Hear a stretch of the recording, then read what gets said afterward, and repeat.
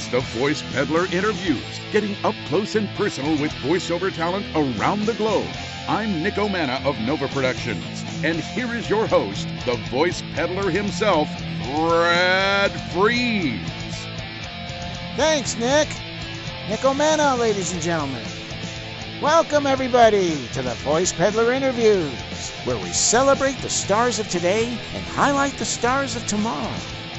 My special guest today is not only a talented voiceover performer whose specialties is communicating complex and difficult concepts and subjects like technology, medical, dental, legal, and academic in an engaging and compelling way. He can do the voices of a teenage boy, a young adult male, middle-aged male, senior male, who's done commercials, promos, audiobooks, video games. He can do documentaries and TV shows, movie game trailers. But he's also the CEO of MetaWire, and his clients include Apple Computer, MGM, IBM, the Walt Disney Company, Viacom, Time Warner, 20th Century Fox, Pepsi, Pat Bell SBC, Reebok, and Nintendo. He is the incomparable Byron Wagner!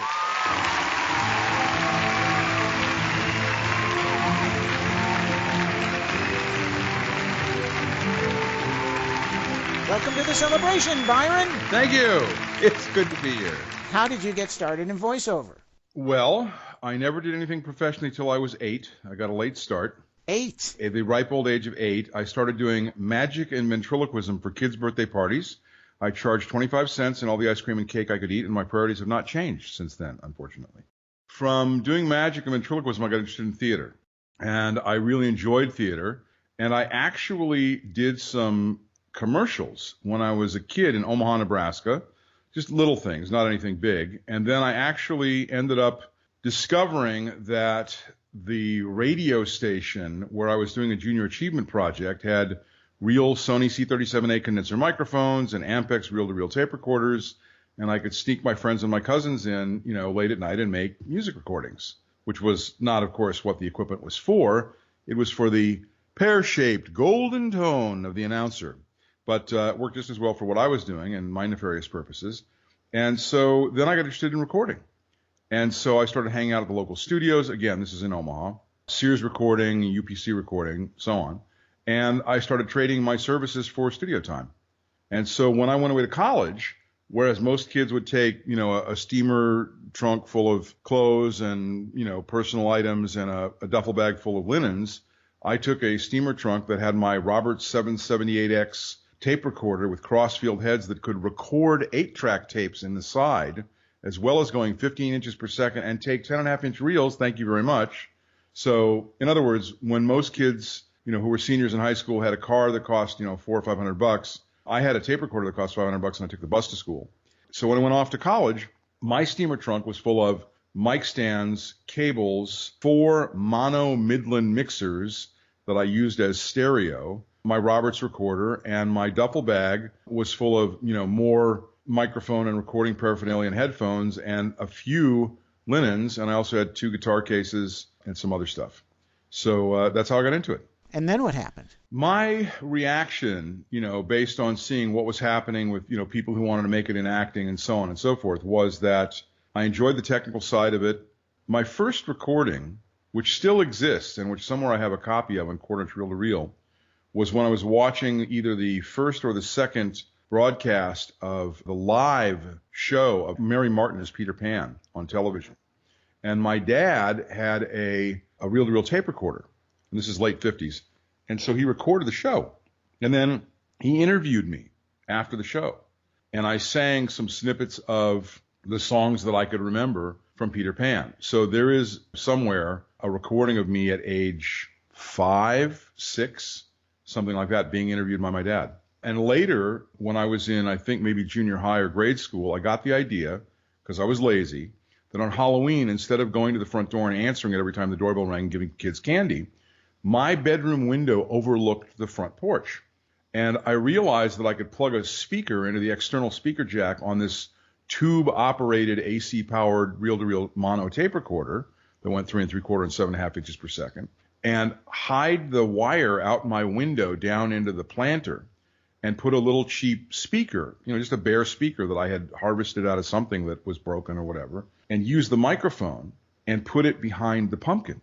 So I could just sit there peering out the closed blinds in my bedroom, watching kids come up, and we had made a little sign, that said, please help yourself to one piece. And people, kids would come up, they'd look around, see that there was nobody there, reach in and get a handful, and then I could have the pumpkin say, the sign says one piece.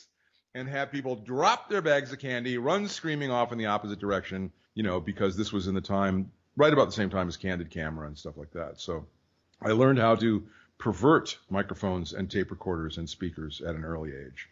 That might be considered my first official voiceover performance, was through the pumpkin. Well, having a technical background certainly is an asset for your voice work. Well, interestingly to me anyway, it's all self-taught. There were no classes in electronics. In fact, when I wanted to be a magician and a ventriloquist for birthday parties, there was a total of one book that we could find in the library, and fortunately it had a section on magic and a section on ventriloquism because, Paul Winchell, Jerry Mahoney, Farfel, Knucklehead Smith, I loved those guys. And I interestingly had I didn't know how to be a magician.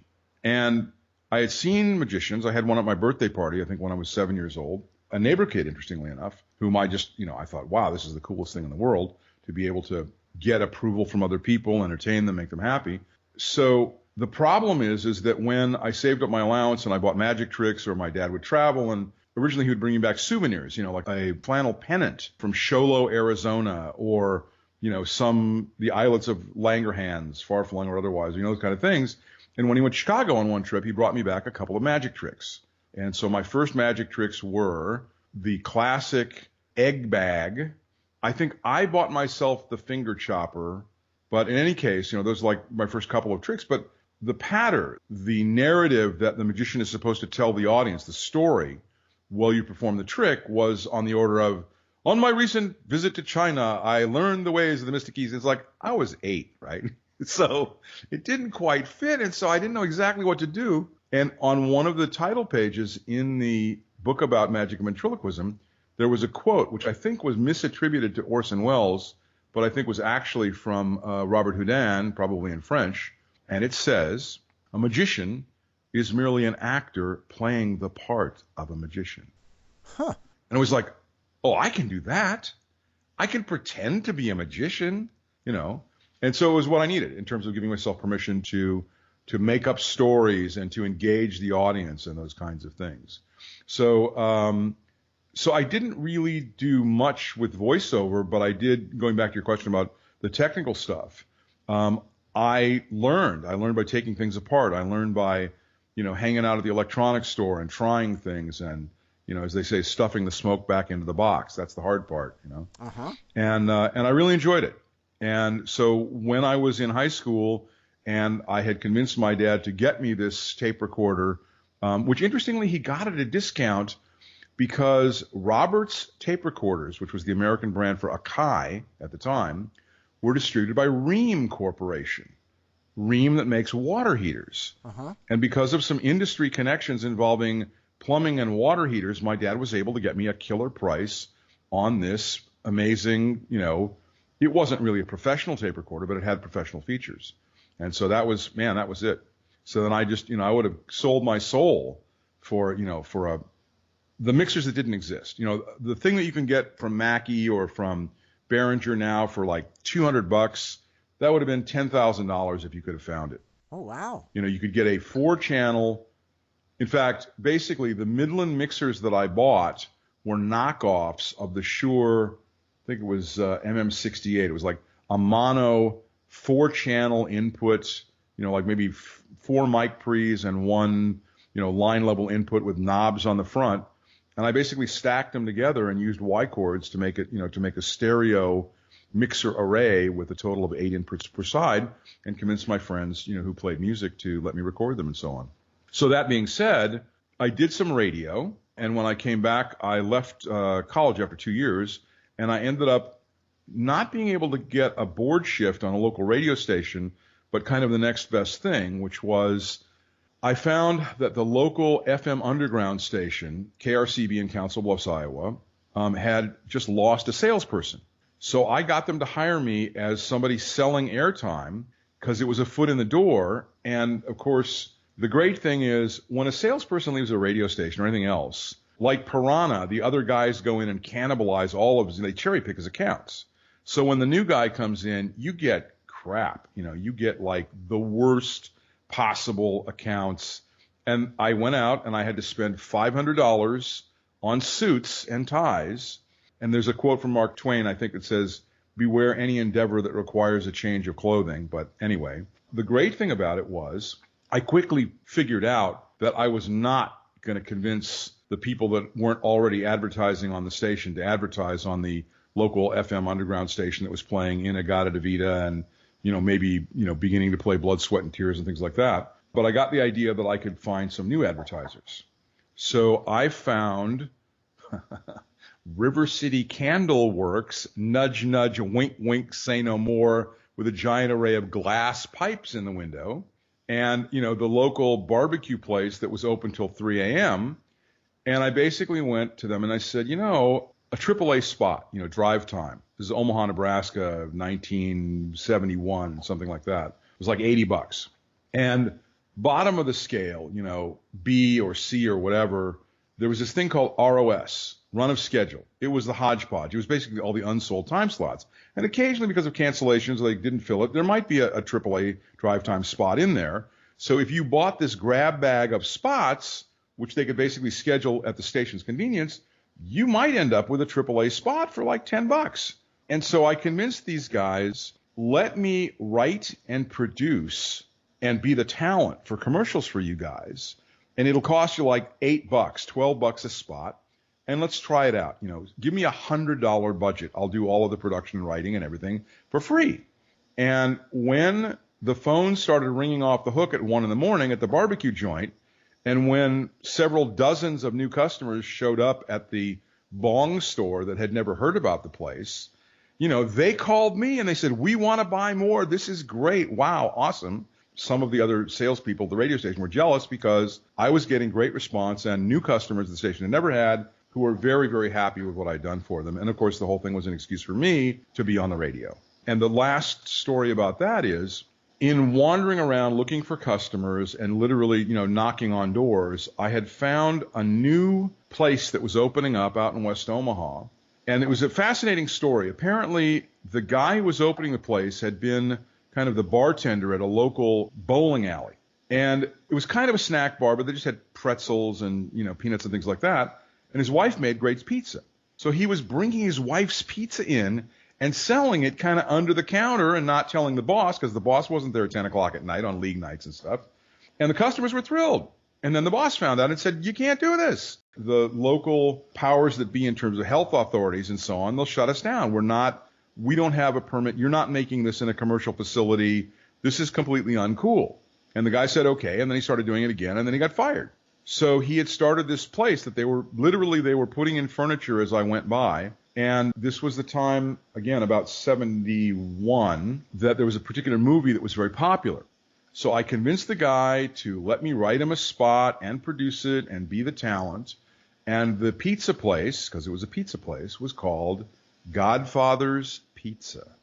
So I wrote, produced, and was the talent on the very first Godfather's Pizza radio commercial in the galaxy. And, of course, they went on to become a huge hit, and I've never heard from them again or whatever, and that was all fine. But so that was one of my adventures in not only announcing or being a voiceover guy, but also being the creative talent behind it.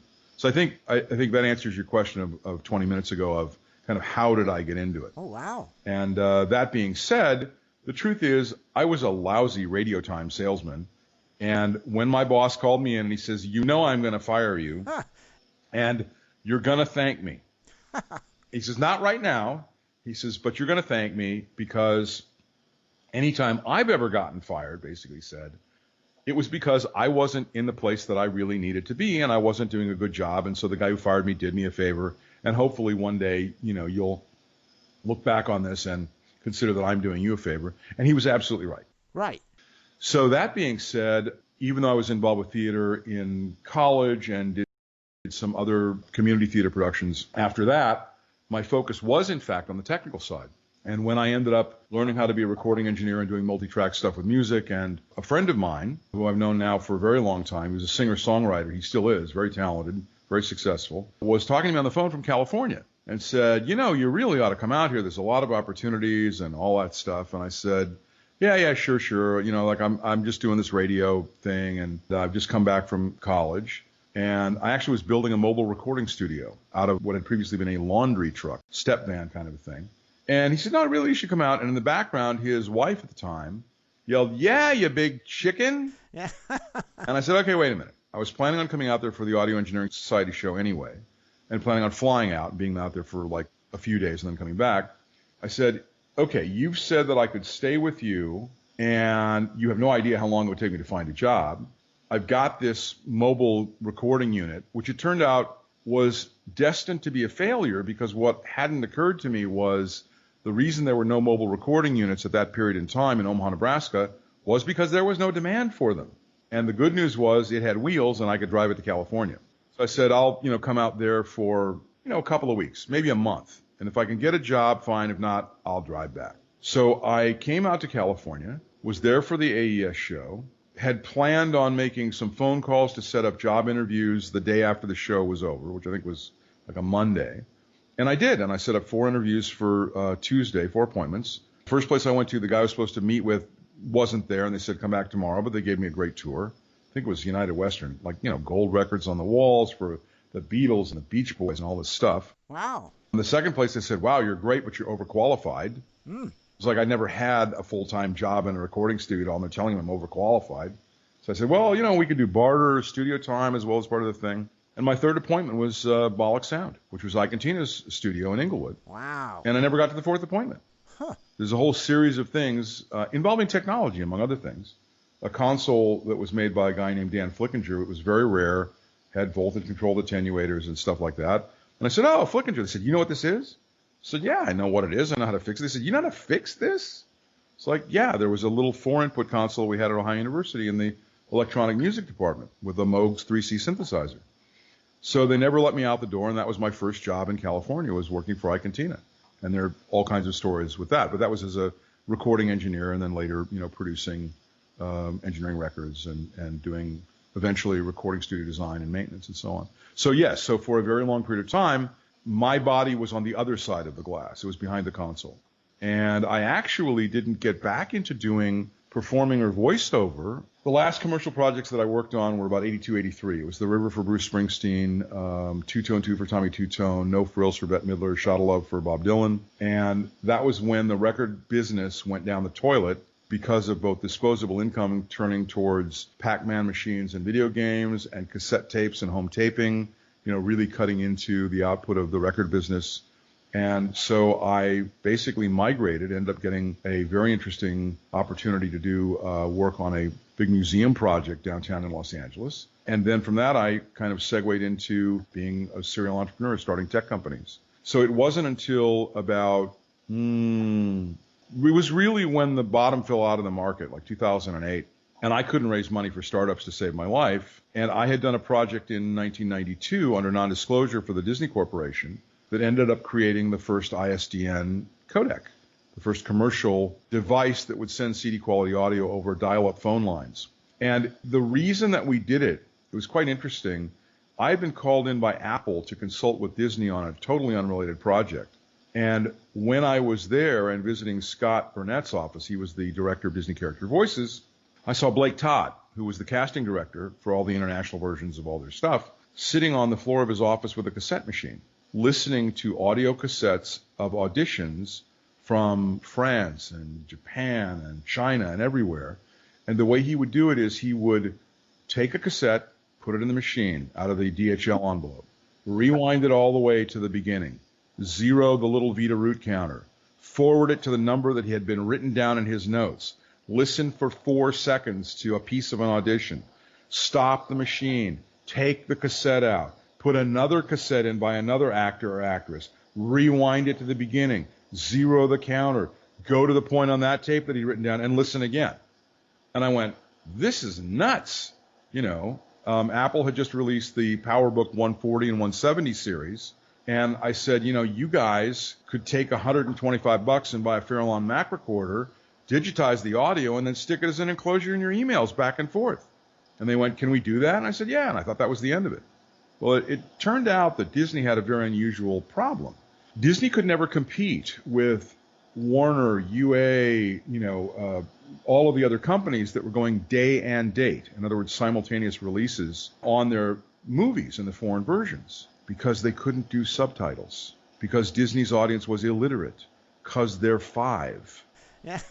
So Disney would have to do dubbing. Uh-huh. And it would take 18 to 24 or more months to, first of all, do the casting. And a lot of times the casting was double, singing voice as well as speaking voice. And they both had to sound pretty much indistinguishable from the American original cast, so that they could sell the toys and they could sell, the beach towels and all that other stuff. Right.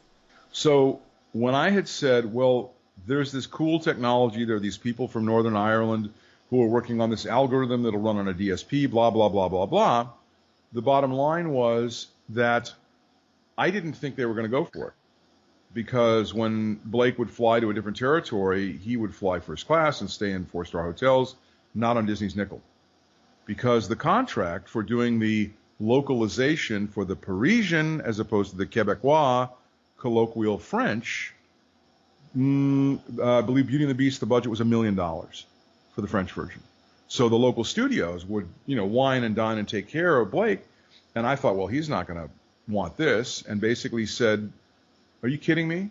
You're telling me that with this system, with this device, I could roll into the office at 9 a.m., do a session in Paris, 9 a.m. Burbank, 6 p.m. Paris, have a 3-hour lunch, do a session in Tokyo, 1 p.m. here, 8 a.m. Tokyo, then do 9 holes on my favorite course in the summertime before the sun goes down, have dinner with my wife and sleep in my own bed, nudge, nudge, wink, wink, say no more? Are you kidding me? And that was, as the English say, when the penny dropped. That was when I knew the project was going to be successful. And so then when we finished, the first project that went 8 languages and territories, day and date, Disney came back to me and said that I had moved forward $300 million in revenue by a year and a half on one movie, because it was Lion King.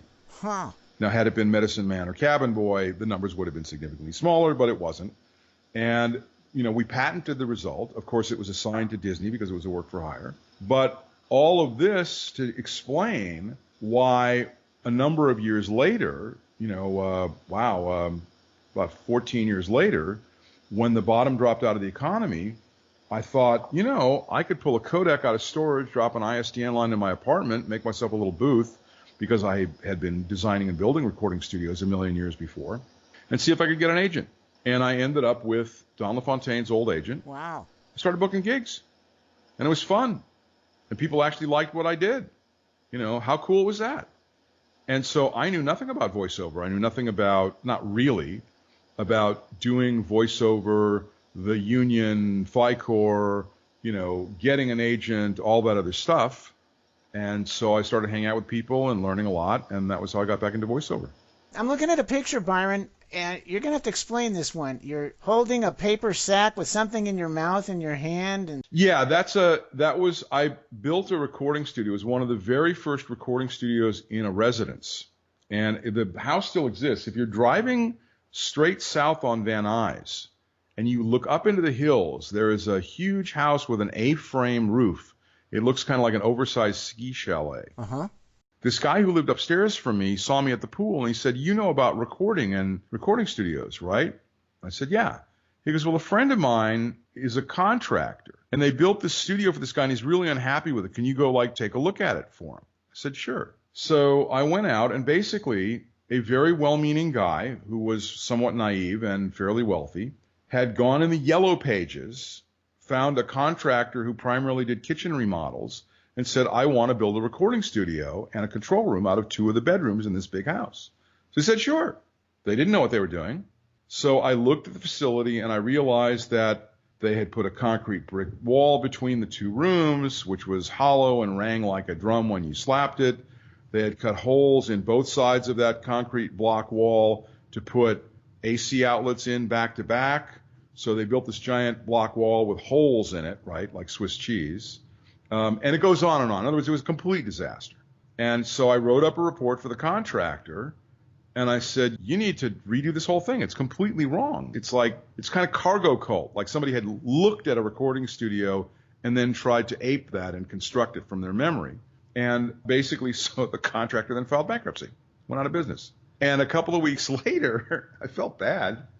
The guy, whose name was Tom Wilson, called me on the phone and said, I'm screwed. They filed bankruptcy. I'm sitting here with a thing I can't use. You know what you're doing. Can you come help me? So I ended up basically converting this house into a giant residential recording studio, running broadcast-grade video tie lines from all the rooms, setting up things with opto-isolators so you could literally sit in the jacuzzi and play an electric guitar without being electrocuted, and wear headphones, and 12-burner Wolf stove so that you can entertain 150 people on the patio, all this stuff.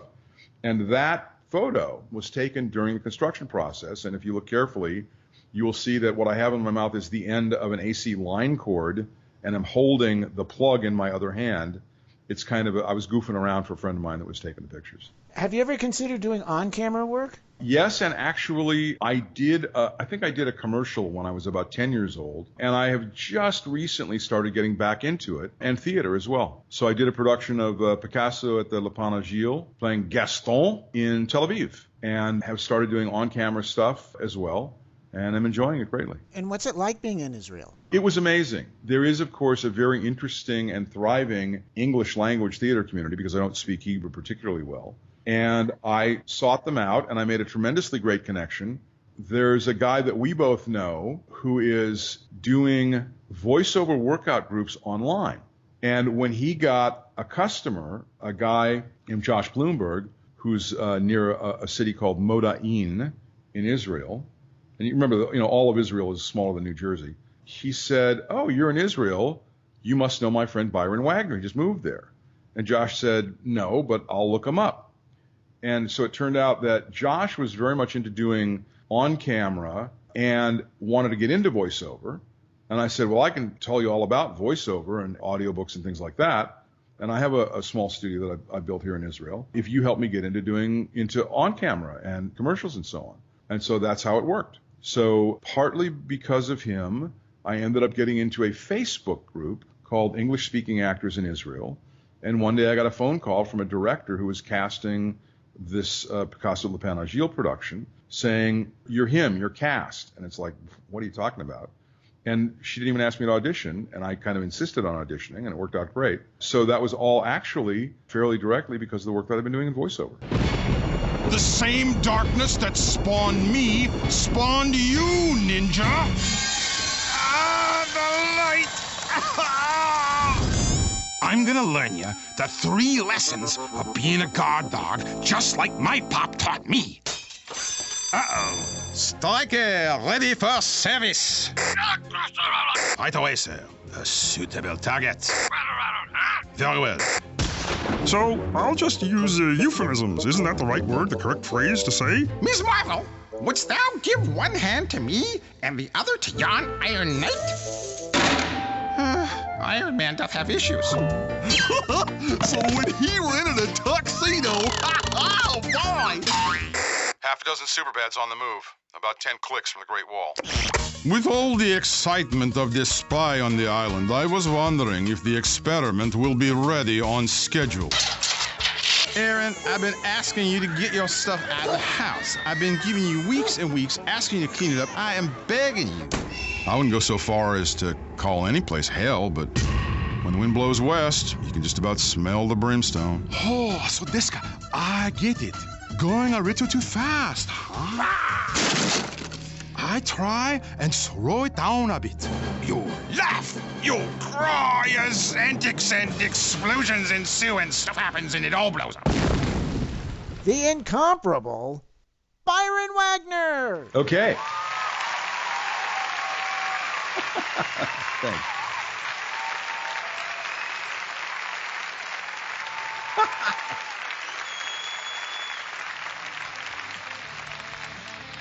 Thanks for listening, everybody. And be sure to look for the Voice Peddler updates for the latest news and releases from Voice Peddler Productions. And check out the Voice Peddler website at fredfreeze.com or voicepeddler.com.